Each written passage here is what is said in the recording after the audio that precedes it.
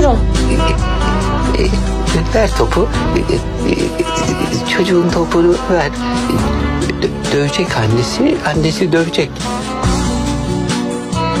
Özür dilesin o. Öyle vereceğim ona topunu. Yoksa vermeyeceğim. Hazal, Ne? saçmalama. Versene adama top.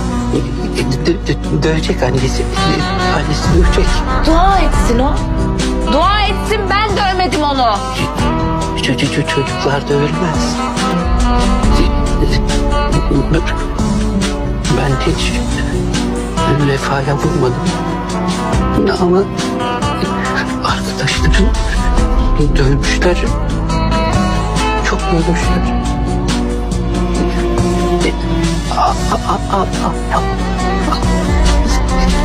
Para. Topu ver. Dövecek annesi, dövecek.